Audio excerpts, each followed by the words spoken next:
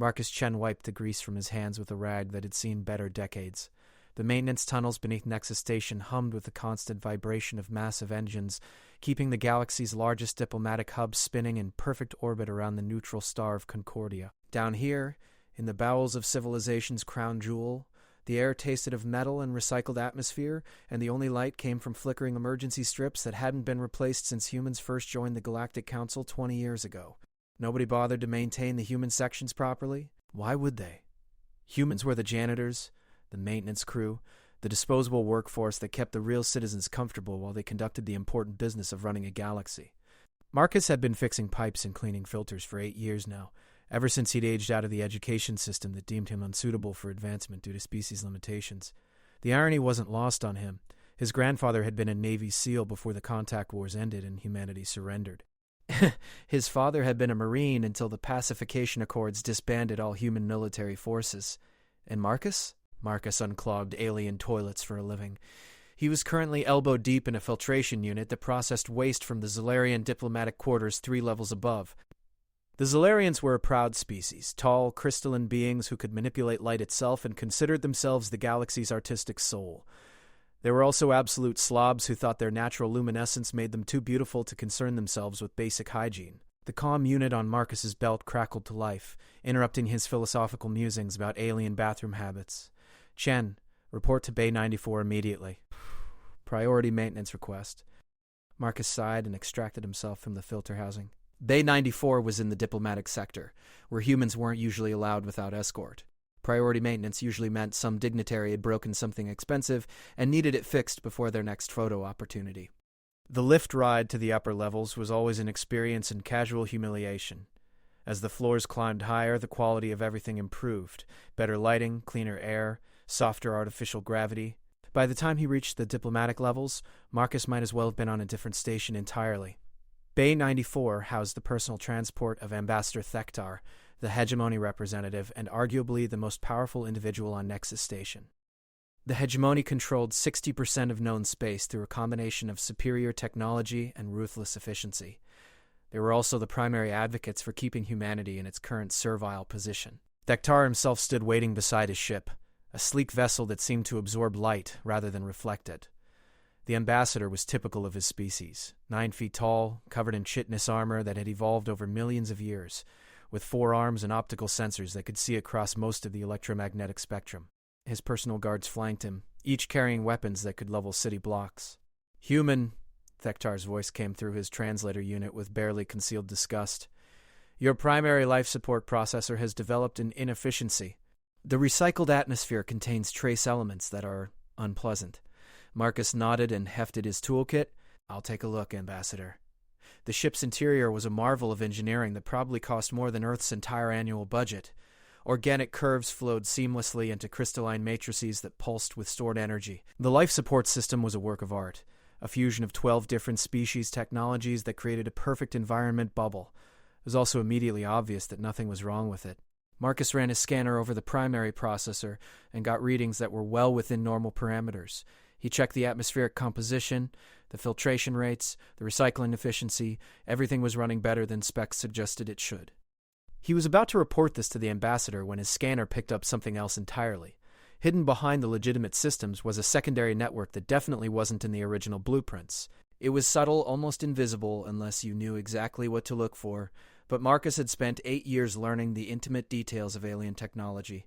The ship was equipped with spy equipment, not just any spy equipment either. This was military-grade surveillance gear designed to monitor and record everything within a significant radius of the ship. Every conversation in the diplomatic quarters, every private meeting, every classified discussion, all of it was being captured and transmitted somewhere off-station. Marcus felt his mouth go dry. Discovery of unauthorized surveillance equipment on a diplomatic vessel was the kind of incident that started wars, the kind of incident that usually resulted in convenient accidents for anyone who might testify about it later. He was closing his scanner when he heard footsteps in the corridor outside, multiple sets moving with military precision. Through the ship's transparent aluminum viewport, he could see Ambassador Thektar speaking quietly into a personal communicator, his optical sensors fixed on the ship's entrance. The pieces fell into place with sickening clarity. This hadn't been a maintenance call. This had been a setup. Somehow they knew he would discover the surveillance equipment. Maybe they'd been watching him, waiting for the right opportunity to eliminate a potential witness. Maybe they'd been looking for an excuse to demonstrate what happened to humans who saw too much. Or maybe they'd just decided it was time to clean up loose ends. Marcus heard the distinctive whine of energy weapons being charged outside. Through the ship's external sensors, he could see hegemony security forces taking positions around the bay. Not station security, hegemony forces answering directly to Thektar. His hands moved without conscious thought, muscle memory from a childhood spent learning skills his father swore he'd never need. The toolkit opened to reveal items that weren't standard maintenance equipment. Items that looked like tools but could be assembled into something else entirely. Items that his grandfather had hidden in the walls of their apartment 20 years ago with a note that read, "For when being civilized stops working." The galaxy considered humans weak because they measured strength by the wrong metrics. They looked at psychic potential and found humans lacking. They examined genetic enhancement and found humans inferior. They tested technological integration and found humans primitive. But they'd never tested the one thing that had made humans the apex predator on a world where everything was trying to kill them. They'd never tested what happened when a human stopped pretending to be civilized. The first hegemony soldier through the hatch was expecting to find a cowering maintenance worker. Instead, he found Marcus Chen, grandson of Master Chief Petty Officer James Chen, United States Navy SEALs, holding something that definitely hadn't come from a standard toolkit. The soldier's optical sensors had just enough time to register confusion before Marcus demonstrated why humans had conquered every environment on Earth without psychic powers, genetic enhancement, or energy weapons. They'd done it with superior pattern recognition, adaptive problem-solving, and a willingness to use violence that other species found deeply disturbing. The hegemony soldier dropped with a hole in his chitinous chest before his nervous system could process what had happened. Marcus was already moving, rolling behind a support strut as energy blasts scorched the air where he'd been standing. His grandfather's voice echoed in his memory. "Son, there's two kinds of fights in this universe. Fair ones and the ones you win. Guess which kind the Chen family prefers." The assembled weapon in Marcus's hands wasn't advanced by galactic standards. It used primitive kinetic energy rather than sophisticated plasma manipulation. It relied on chemical reactions instead of fusion cells. By every measure the galaxy used to judge technology, it was laughably inferior. But it was also completely invisible to energy shields designed to stop plasma blasts and particle beams, and it delivered its payload with mechanical reliability that didn't depend on sophisticated targeting computers or psychic guidance systems. The second soldier tried to advance under cover of his energy shield. The shield was rated to absorb the output of a small starship's weapons array. It did nothing to stop a tungsten core projectile moving at 3 times the speed of sound. Marcus shifted position again as return fire turned his previous location into molten slag. The ship's interior was a maze of curved passages and branching corridors, perfect terrain for someone who'd grown up playing hide-and-seek in Earth's urban ruins. Ambassador Thektar's voice echoed through the ship's communication system. "Cease this foolishness, human. You cannot possibly hope to escape. Surrender now and your death will be painless." Marcus almost laughed. They still didn't understand. This wasn't about escape. This wasn't about survival. This was about sending a message. The galaxy thought it knew what humans were capable of. They'd seen human diplomats who smiled and bowed and accepted every humiliation with grace. They'd seen human workers who toiled in dangerous conditions without complaint.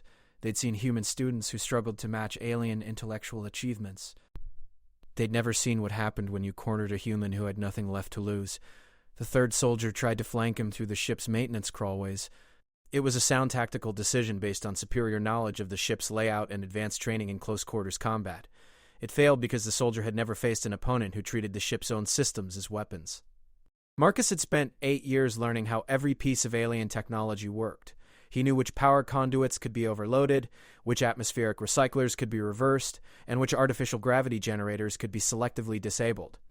The soldier was halfway through the crawlway when the local gravity field inverted.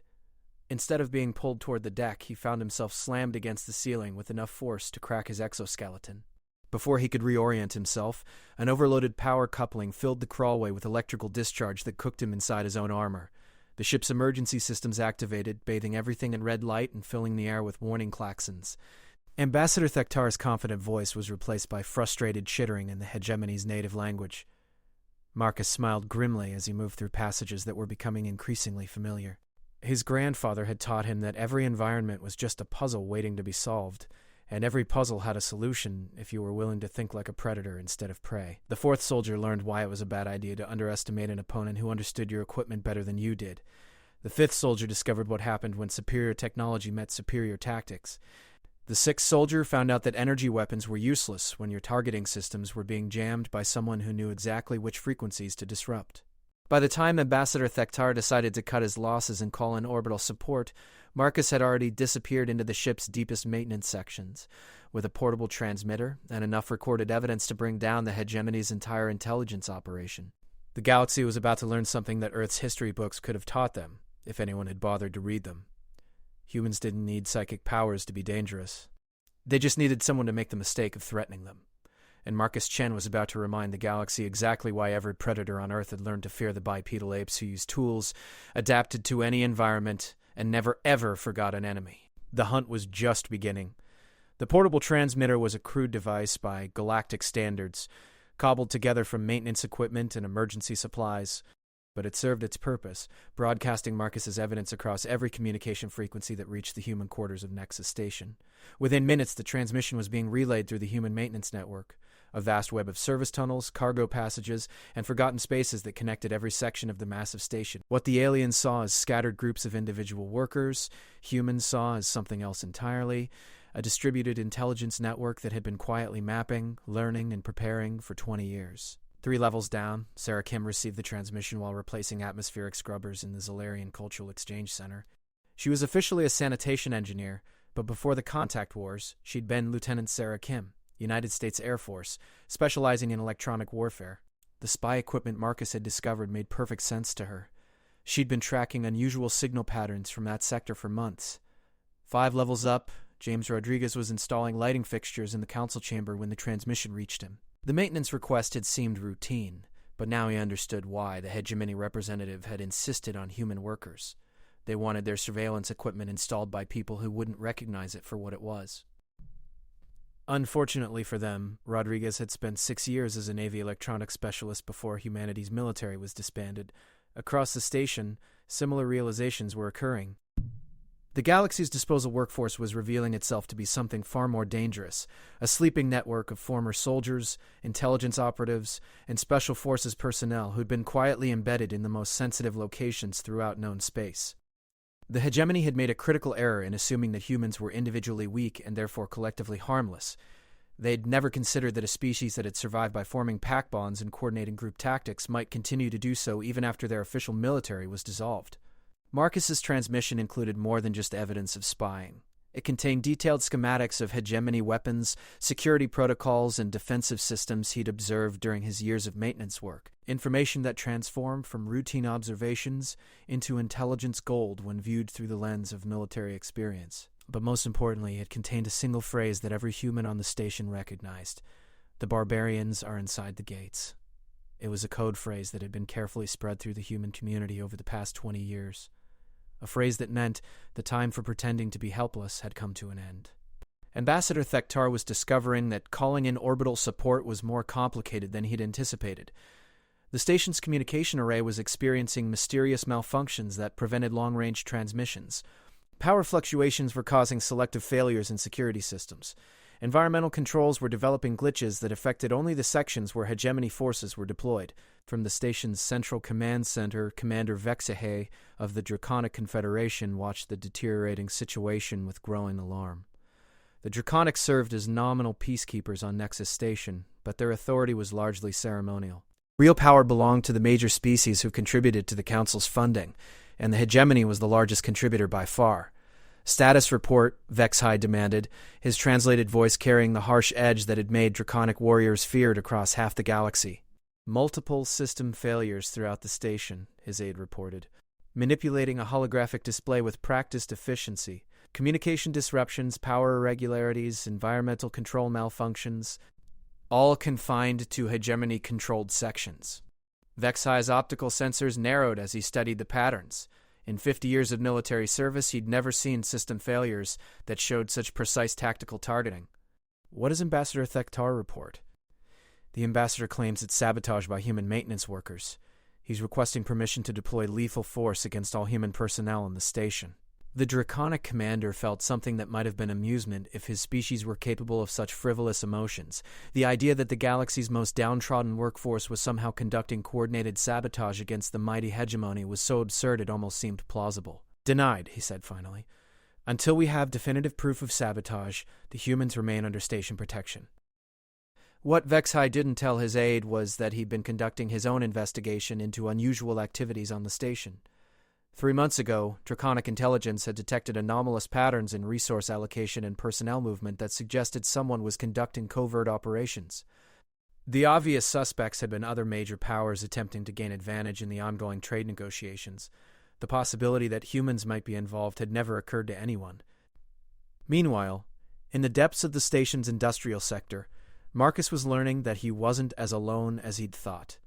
The maintenance tunnels had become a highway for human personnel moving with obvious purpose and military precision. Equipment that had been disguised as cleaning supplies and repair tools was being assembled into recognizably lethal configurations. "Chen!" a familiar voice called from a junction ahead. Sarah Kim emerged from a side passage, no longer moving with the shuffling gait of a maintenance worker. Her posture was straight, her movements economical and purposeful.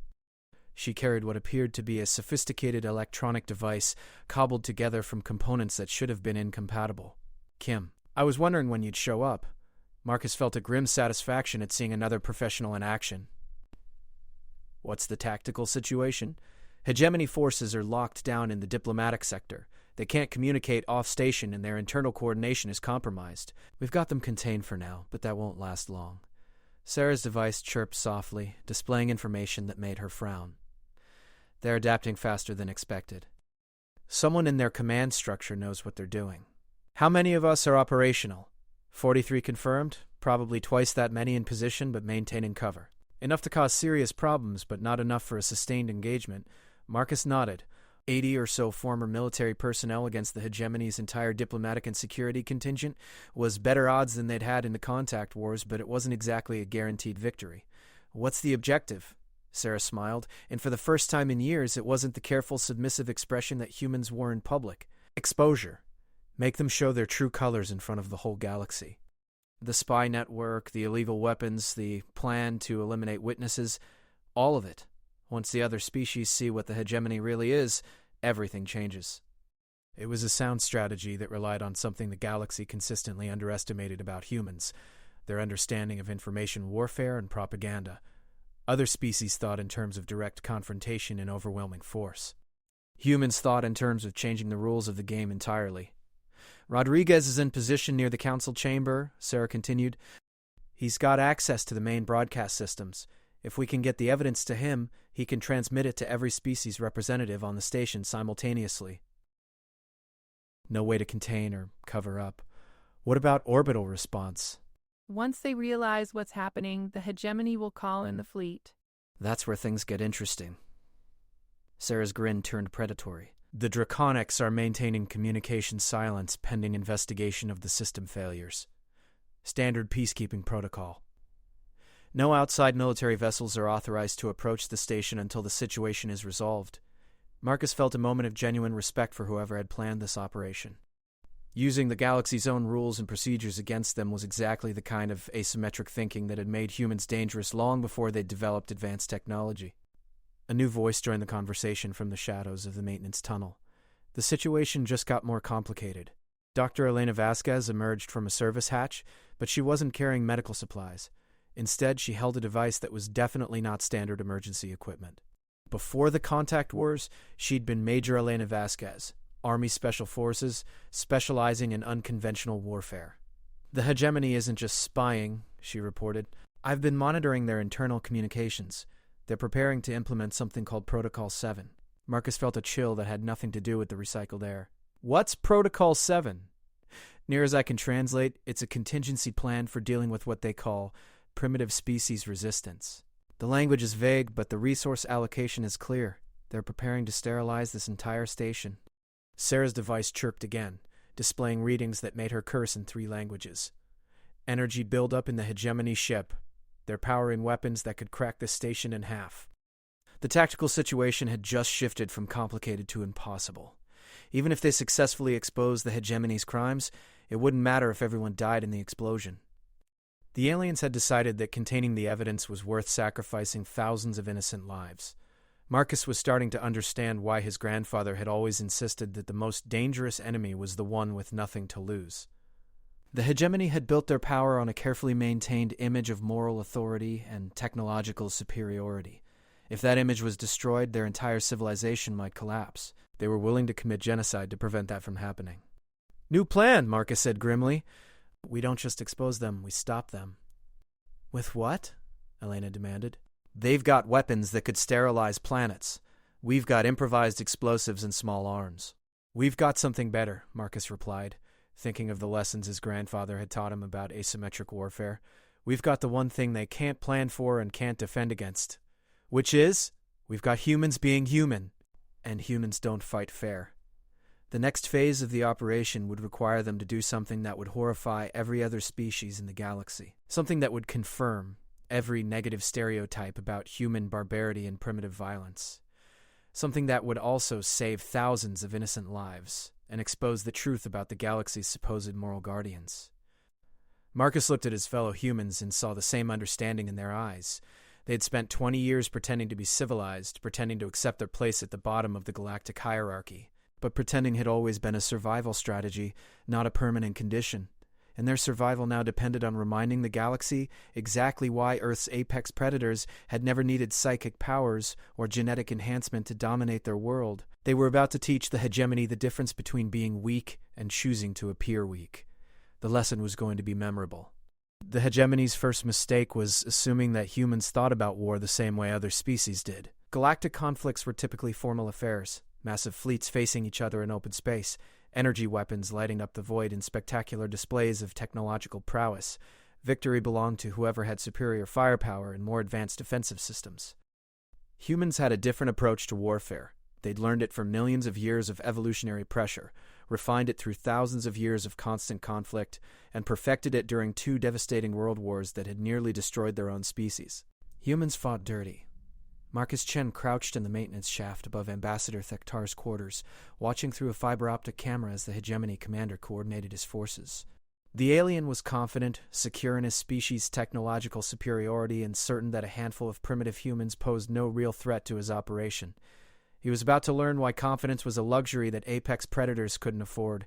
The plan they developed was insane by galactic standards. Instead of attempting to match the hegemony's superior technology, they were going to use the station's own systems against them. Every piece of equipment, every safety protocol, every environmental control system would become a weapon.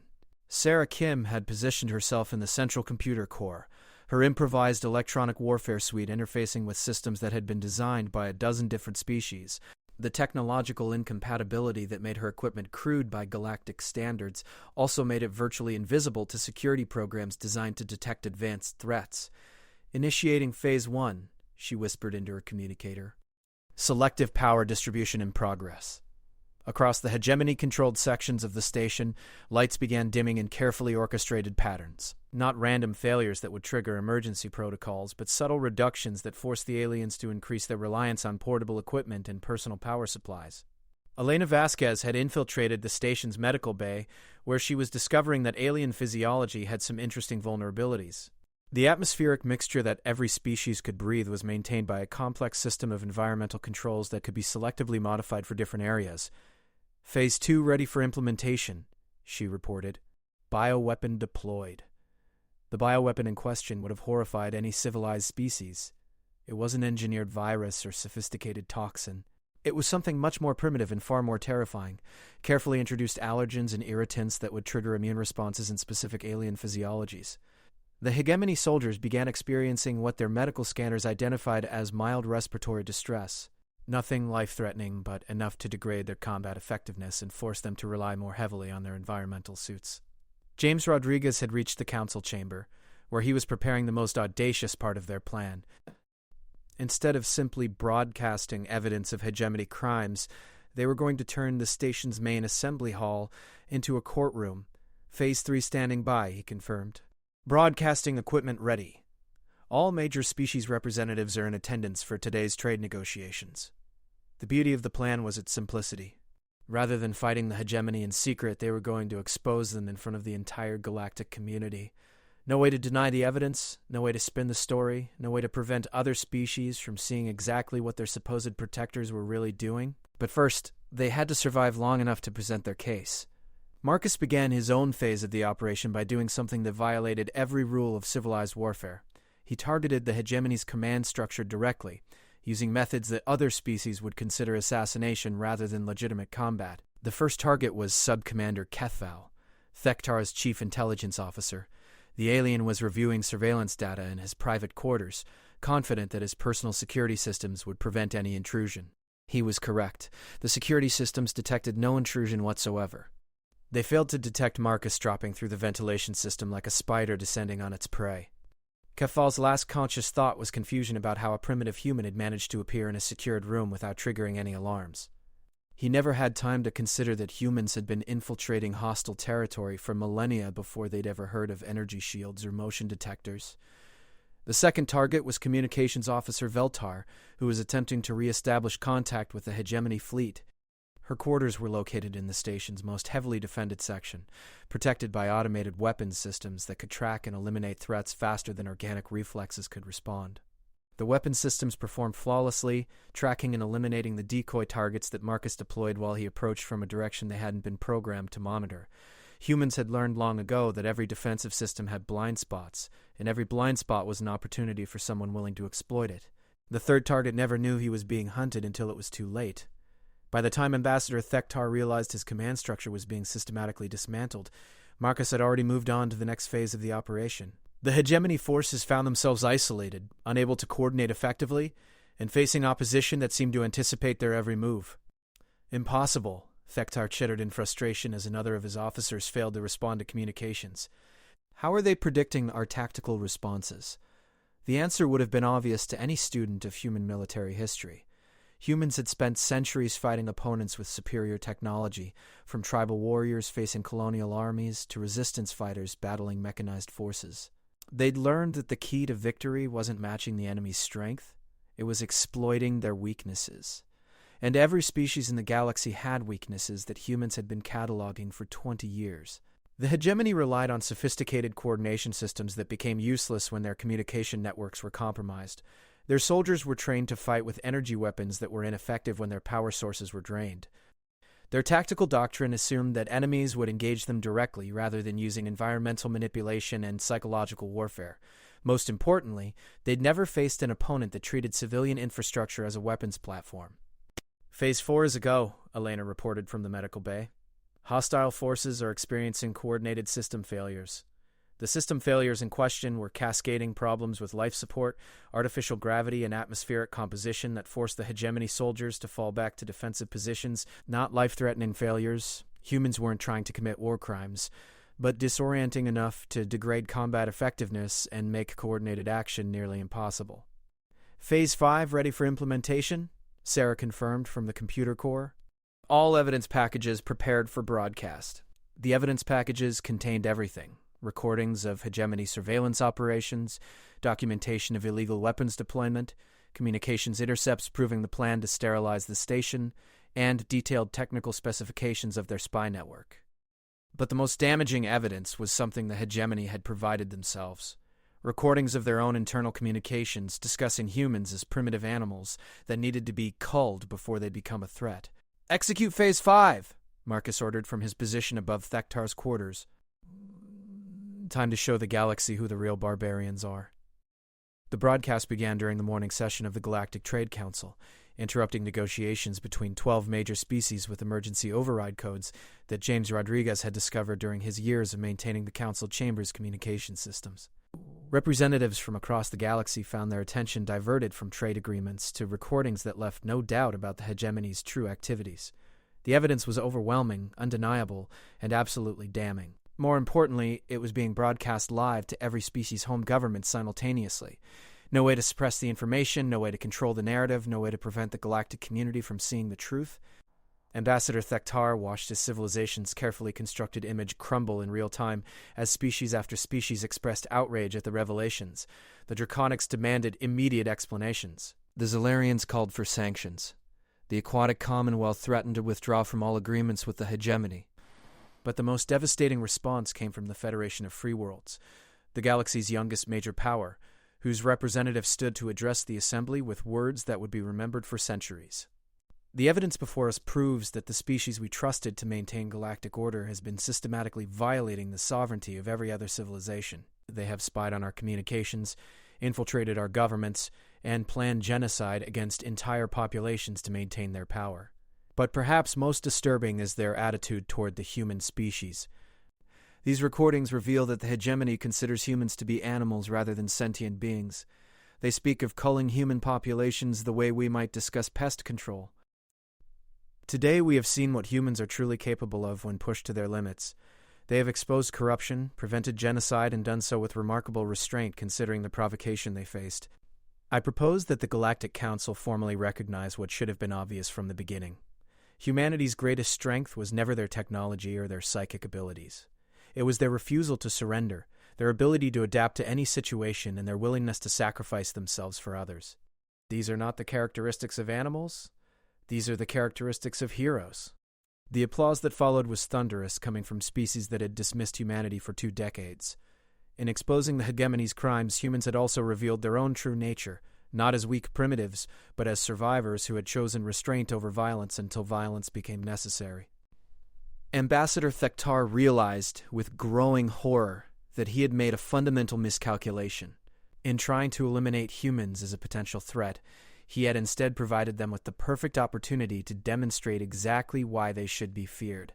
The galaxy was about to learn that there were fates worse than being conquered by a superior enemy. One of those fates was being outsmarted by an opponent you'd underestimated. Marcus Chen emerged from the ventilation system in Thektar's quarters to find the hegemony ambassador standing alone, his guards having abandoned their posts when the scope of the disaster became clear. "Human," Thektar said, his translator struggling with what might have been resignation. "You have destroyed everything my people worked to build." "No," Marcus replied calmly. "We've shown the galaxy what your people really built. The choice of what to do about it belongs to them now." Through the viewport they could see hegemony warships approaching the station. Too late to prevent the broadcast, but perhaps not too late to implement Protocol 7 and eliminate all the witnesses. Marcus smiled with anticipation rather than fear. The final phase of the operation was about to begin, and the galaxy was about to discover that humans had one more surprise in store. After all, they hadn't spent 20 years learning alien technology just to fix their plumbing. The hegemony war fleet emerged from hyperspace in a formation that had intimidated civilizations across the galaxy for centuries. 12 massive dreadnoughts, each the size of a small moon, bristling with weapons that could reduce planets to cosmic dust. Behind them followed cruiser squadrons and destroyer wings in numbers that suggested this wasn't a rescue operation. It was preparation for extermination. Fleet Commander Zekthul reviewed the tactical situation from his flagship's command bridge, his forearms manipulating holographic displays with practiced efficiency.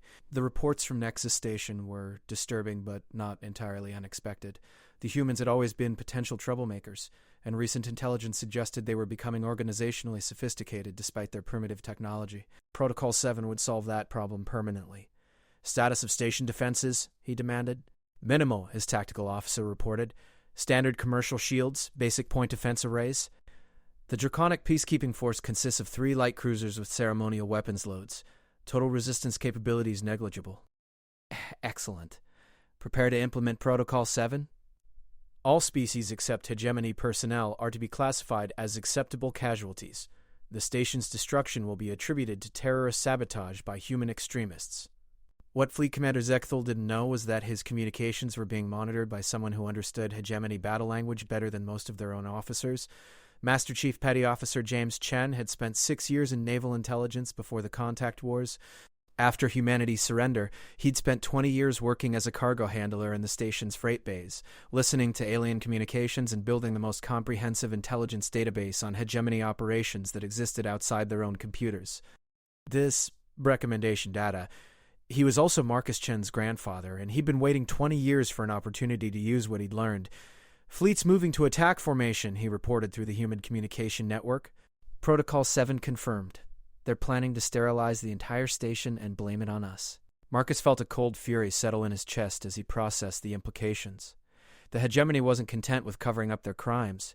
They were willing to commit genocide to protect their reputation. Thousands of innocent beings from dozens of species would die to maintain the fiction of hegemony moral authority. That was unacceptable. "Grandfather, how long until they're in firing position?" 18 minutes at current approach velocity. Once they reach optimal range, the station won't last 30 seconds. Marcus looked around the maintenance shaft where he'd been coordinating operations, seeing his fellow humans through new eyes. They weren't maintenance workers anymore. They weren't even former soldiers. They were Earth's final representatives, and they were about to prove that humanity deserved something better than extinction. New mission parameters, Marcus announced. We're not just surviving this, we're winning it. The plan that emerged over the next 10 minutes would have been dismissed as impossible by any military analyst in the galaxy. It relied on improvised weapons, outdated technology, and tactical thinking that violated every principle of modern warfare. It also relied on something that no other species possessed: 20 years of accumulated knowledge about how to turn any environment into a weapon.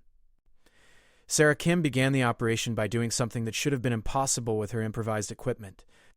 Using techniques that predated galactic civilization by thousands of years, she penetrated the Hegemony Fleet's communication network and began introducing carefully crafted interference patterns. Electronic warfare suite is active, she reported. Their coordination is degraded, but not eliminated. We've got maybe 5 minutes before they adapt. 5 minutes was more than enough for humans who thought in terms of seconds.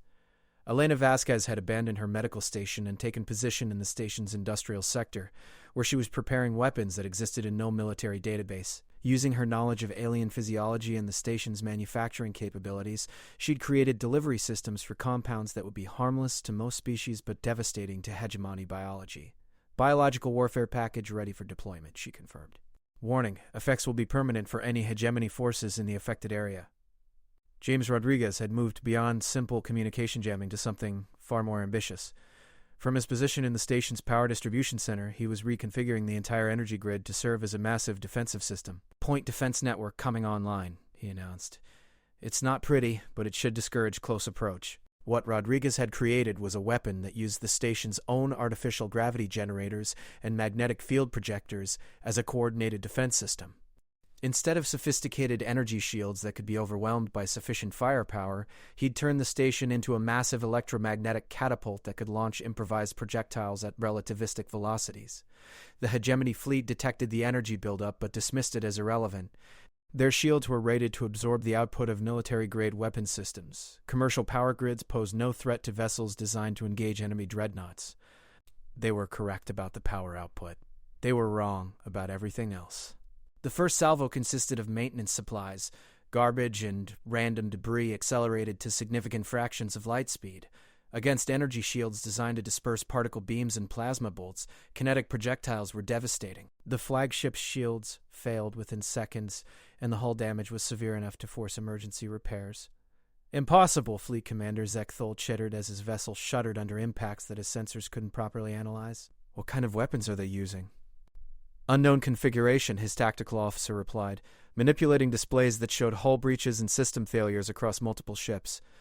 The projectiles appear to be composed of common materials, metal fragments, organic waste, industrial supplies, but the velocities are approaching theoretical maximums for kinetic weapons. Commercial power systems cannot generate that kind of acceleration. Negative, Commander. Analysis indicates they're using magnetic field manipulation and gravitational lensing to achieve the observed velocities. The entire station appears to be functioning as a single massive weapon. Fleet Commander Zekthol felt something that might have been respect if he'd been capable of recognizing primitive cunning as a form of intelligence. The humans had turned their prison into a fortress using nothing but scavenged materials and obsolete technology. It was the kind of tactical innovation that his species would have dismissed as impossible. All vessels, implement dispersal pattern 7. Maintain maximum range and concentrate fire on the station's power generation systems. The order made perfect tactical sense. Destroy the power grid, eliminate the improvised weapon system, then proceed with station sterilization. It was exactly what any competent military commander would do when facing an unexpected defensive system. It was also exactly what Marcus Chen had been counting on. They're targeting our power systems, James Rodriguez reported. Dispersing to maximum range to avoid further kinetic strikes. Perfect, Marcus replied. Execute Phase 6. Phase 6 had been Marcus's grandfather's idea based on a tactical principle that human naval forces had used for centuries. When facing a superior enemy, make them fight on your terms instead of theirs. The Hegemony Fleet had been designed to engage other fleets in open space.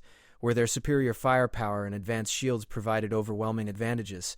They were magnificently equipped to destroy military targets that fought according to established galactic doctrine. They were not equipped to deal with an enemy that ignored established doctrine entirely. "Launching Phase 6 packages," Elena confirmed from the industrial sector. The Phase 6 packages were cargo pods that had been ejected from the station's freight systems. They appeared to be debris or emergency evacuation modules, following ballistic trajectories that would take them nowhere near the enemy fleet. The hegemony tactical computers dismissed them as irrelevant and focused on more immediate threats. That was their final mistake. Each cargo pod contained a human volunteer and enough equipment to turn a simple shipping container into a single-person assault craft. The pods weren't following ballistic trajectories.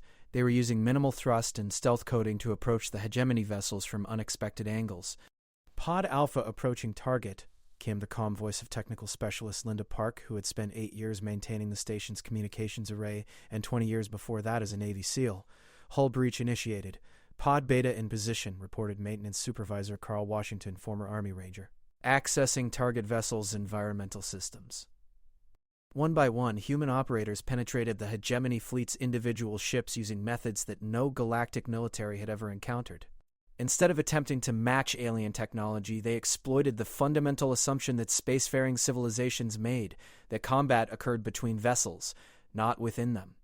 The humans had decided to bring the battle inside. Fleet Commander Zekthal watched in growing horror as his ships reported internal security breaches by enemy forces that seemed to materialize from nowhere.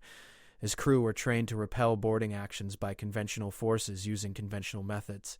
They were not trained to deal with opponents who treated life support systems as weapons, who used environmental controls to create tactical advantages, and who displayed a willingness to engage in close-quarters combat that other species found psychologically disturbing. Security alert. Unauthorized personnel in Engineering Section C. Hull breach in Medical Bay 7. Toxic gas deployment detected. Gravity failure in Command Section. Hostile forces using environmental systems as weapons. Power grid compromised. Unknown sabotage devices detected in primary conduits. The reports flooded in faster than Zekthul could process them. His magnificent war fleet was being systematically disabled by a handful of primitives using improvised weapons and tactics that violated every principle of civilized warfare. "All vessels, emergency jump to hyperspace." Retreat to minimum safe distance. But hyperspace jumps required coordinated navigation systems, and the humans had been targeting those systems specifically. Ship after ship reported that their jump drives were offline, their navigation computers were offline, their navigation computers were compromised, and their communication arrays were being jammed by interference patterns that seemed designed to exploit specific vulnerabilities in hegemony technology. The fleet that had arrived to implement genocide found itself trapped, disabled, and under assault by enemies they couldn't effectively counter. Marcus Chen listened to the reports from the assault teams with satisfaction that bordered on pride. His grandfather's plan had worked perfectly.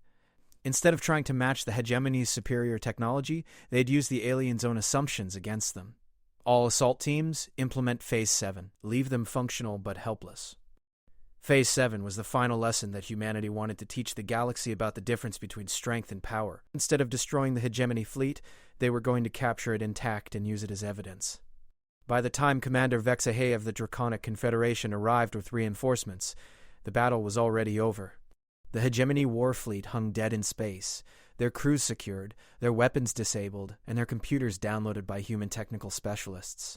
But more importantly, the entire engagement had been broadcast live to every major civilization in the galaxy. The universe had just watched humanity defeat the galaxy's most powerful military force, using nothing but improvised weapons, tactical innovation, and a willingness to fight in ways that other species found incomprehensible. The implications were staggering, and Marcus Chen was about to explain exactly what those implications meant for the future of galactic civilization. The emergency session of the Galactic Council convened 3 days after what historians would later call the Nexus Station incident.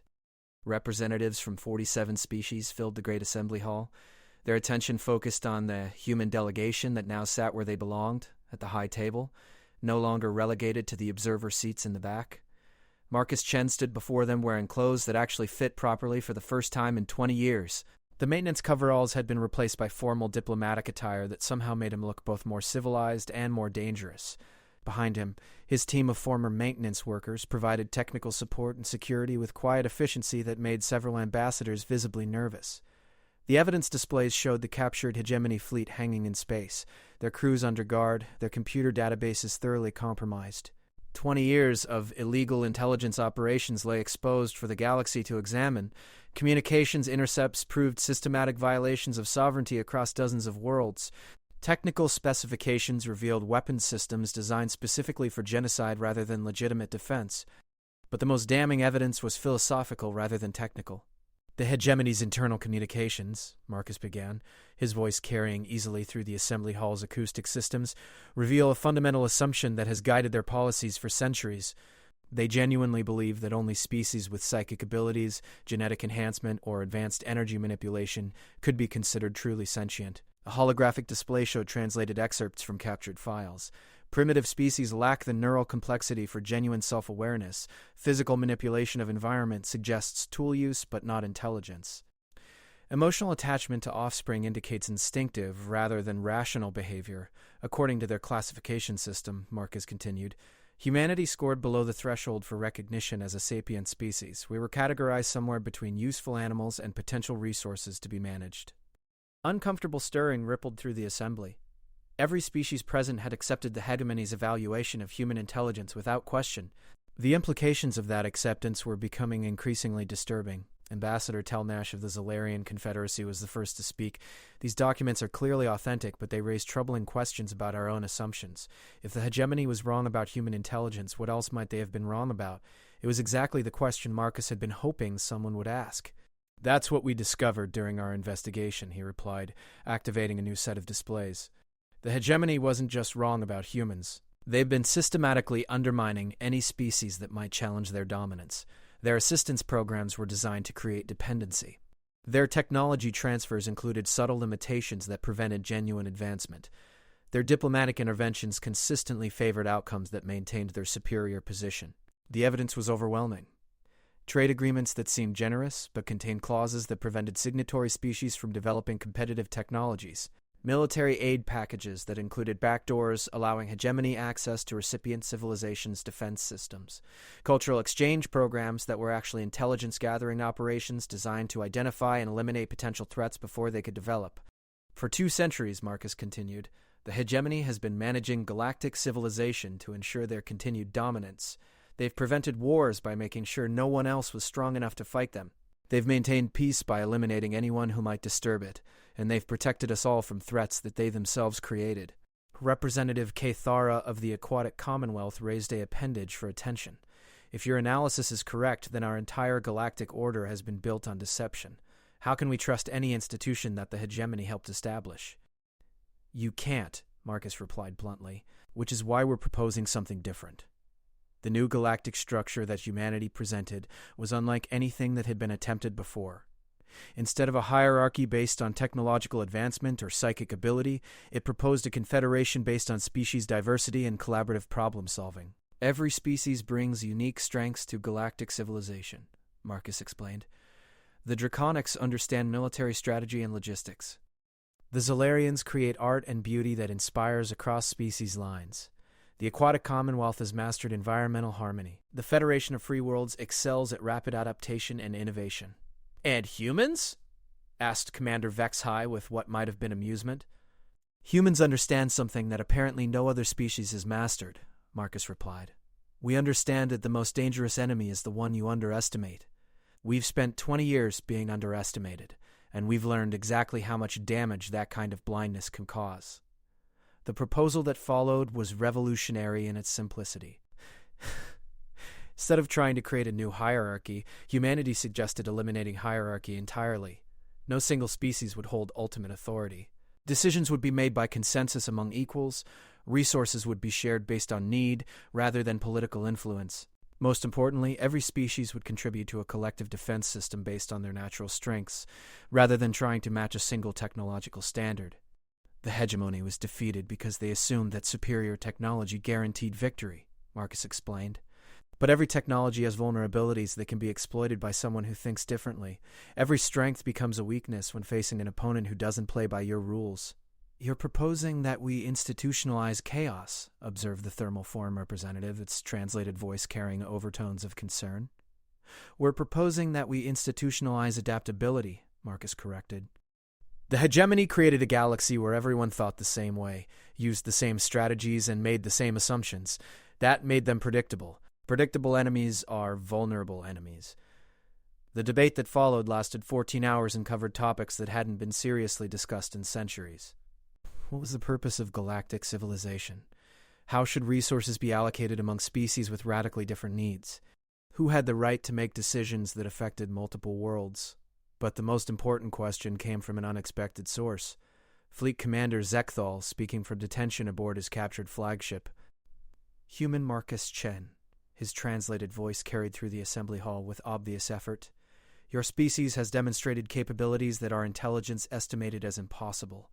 You have defeated our finest forces using primitive methods and obsolete technology. You have proven that our fundamental assumptions about intelligence and civilization were catastrophically wrong." A pause as the hegemony commander seemed to struggle with concepts that had no equivalent in his native language. "My question is this. Now that you have the power to dictate terms to the galaxy, what will you do with that power?" The assembly hall fell silent. Every representative understood the implications of the question. Humanity had just demonstrated the ability to defeat the galaxy's strongest military force. They possessed intelligence capabilities that had penetrated the most secure systems. They commanded a network of operatives embedded in critical positions throughout known space. They were, in effect, the new dominant power in galactic civilization. Marcus Chen's response would determine the shape of interstellar relations for generations to come. "Commander Zekthal," Marcus said slowly, "I think you're still missing the point. We don't want to dictate terms to anyone. We want to make sure that no one ever has the power to dictate terms to anyone else." He turned to address the full assembly. The hegemony's greatest crime wasn't their illegal surveillance or their plans for genocide. Their greatest crime was convincing the galaxy that someone had to be in charge. That there had to be a dominant species making decisions for everyone else. "But without central authority, how can galactic civilization function?" asked the thermal form representative. "The same way it functioned before the hegemony imposed their order," Marcus replied, "through cooperation between equals. Through voluntary agreements between sovereign peoples. Through recognition that diversity is a source of strength, not a problem to be managed." The vote that followed was unprecedented in galactic history, not because of its outcome, but because every species present participated as equals regardless of their technological advancement or military power. The Nexus Accords established the first truly egalitarian galactic government, with humanity taking its place not as rulers but as partners in a civilization based on mutual respect rather than imposed hierarchy. But the real transformation wasn't political. The galaxy had learned that intelligence came in forms they'd never recognized, that strength could emerge from sources they'd never considered. That the most dangerous assumption was thinking you understood your neighbors when you'd never bothered to really listen to them. 6 months later, Marcus Chen returned to the maintenance tunnels beneath Nexus Station, not because he had to, but because he wanted to. The station's environmental systems still needed regular attention, and someone had to make sure they functioned properly. The difference was that now, when he worked, representatives from dozens of species often came to observe, not to supervise, but to learn. They wanted to understand how someone could look at a collection of pipes and filters and see a weapon system. How someone could turn a space station into a fortress using nothing but improvised materials and tactical thinking. They wanted to learn how to be human. Because the galaxy had finally realized that being human wasn't about having specific technologies or abilities. Being human was about refusing to accept that limitations were permanent, that problems were impossible to solve, or that enemies were too powerful to defeat. Being human was about looking at any situation and asking, how can we make this work for us instead of against us? It was a question that had built cities in deserts, sustained life in polar wasteland, and carried an entire species from a single world to the stars. And now, it was a question that would reshape galactic civilization. Marcus smiled as he worked, knowing that somewhere in the galaxy a maintenance worker from another species was probably looking at their own situation and asking that same question for the first time. The galaxy was finally learning to think like humans, which meant that no matter what challenges lay ahead, they would face them the way humans always had, together creatively and with absolute refusal to accept defeat. The barbarians weren't inside the gates anymore. They were building better gates,